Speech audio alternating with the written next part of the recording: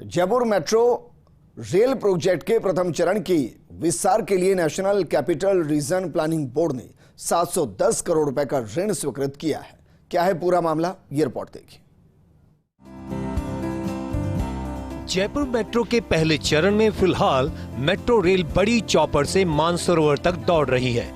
इस रूट के दोनों तरफ 2 से 3 किलोमीटर लंबाई में रूट के विस्तार के लिए मौके पर काम शुरू कर दिया गया है। जयपुर मेट्रो के रूट का विस्तार 2 पैकेज के तहत किया जाना है। एक पैकेज का शिलान्यास पिछली कांग्रेस सरकार के समय कर दिया गया और दूसरे पैकेज का शिलान्यास हाल ही में भाजपा सरकार के यूडीएच मंत्री झाबर सिंह खर्रा ने किया।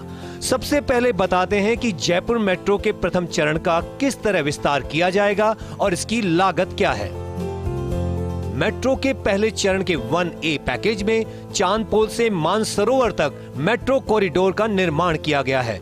इसी चरण में 1B पैकेज में चांदपोल से बड़ी चौपड़ तक मेट्रो के भूमिगत कॉरिडोर का निर्माण किया गया है। अब इस रूट के विस्तार को पैकेज 1C और पैकेज 1D में बांटा गया है।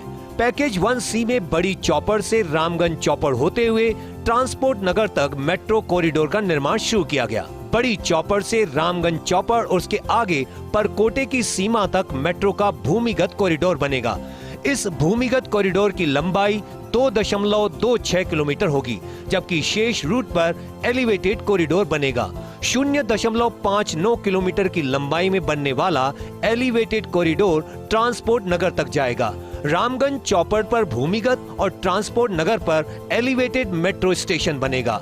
वहीं पैकेज 1D में 2 किलोमीटर लंबा पूरा एलिवेटेड कॉरिडोर बनाया जाएगा। यह कॉरिडोर मानसरोवर से लेकर अजमेर रोड चौराहे तक बनाया जाएगा। मेट्रो रूट के विस्तार की कुल लागत 1184 करोड़ 89 लाख रुपए है।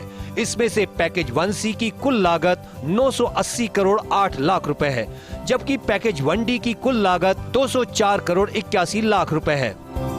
राज्य सरकार के वित्त विभाग के आदेश के अनुसार मेट्रो रूट के इस विस्तार की लागत के लिए धनराशि की व्यवस्था जयपुर विकास प्राधिकरण को करनी है। इसके लिए जेडीए को वित्तीय संस्थाओं से ऋण लेकर जयपुर मेट्रो रेल कॉरपोरेशन को ब्याज मुक्त ऋण उपलब्ध कराना है।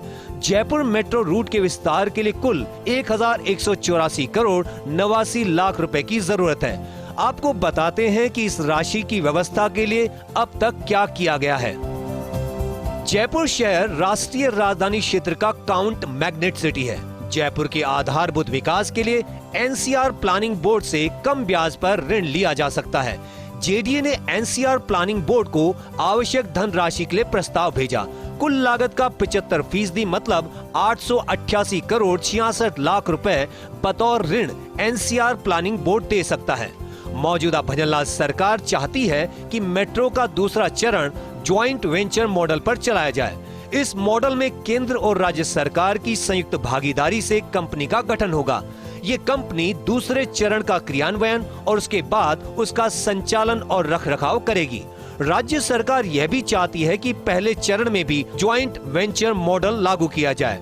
दूसरे चरण के लिए तो इस मॉडल पर काम करने के लिए केंद्र सरकार ने स्वीकृति दे दी है। पहले चरण के लिए केंद्र सरकार फिलहाल सहमत नहीं है, लेकिन पहले चरण के लिए भविष्य में केंद्र की मंजूरी मिलने के चलते जेडीए ने ऋण के लिए आवेदन किया। ज्वाइंट वेंचर मॉडल में 60% राशि ऋण से और 20% राशि केंद्र व राज्य वहन करते हैं। कुल लागत के 75% के बजाय 60% राशि के ऋण के लिए एनसीआर प्लानिंग बोर्ड में आवेदन किया था। एनसीआर प्लानिंग बोर्ड ने पिछले दिनों 60% के अनुसार करीब 710 करोड़ रुपए का ऋण स्वीकृत कर दिया है। जयपुर मेट्रो के पहले चरण के विस्तार के लिए एनसीआर प्लानिंग बोर्ड से लोन लेने की कवायद लंबे समय से चल रही थी। काम भी शुरू किया जा चुका है। अब जयपुर मेट्रो का फोकस दूसरे चरण के क्रियान्वयन को लेकर है। जानकारों के अनुसार दूसरे चरण की डीपीआर को अपडेट करने के लिए जयपुर मेट्रो लोकसभा चुनाव की आचार संहिता के बाद कवायद शुरू करेगा। अभिषेक श्रीवास्तव, फर्स्ट इंडिया न्यूज।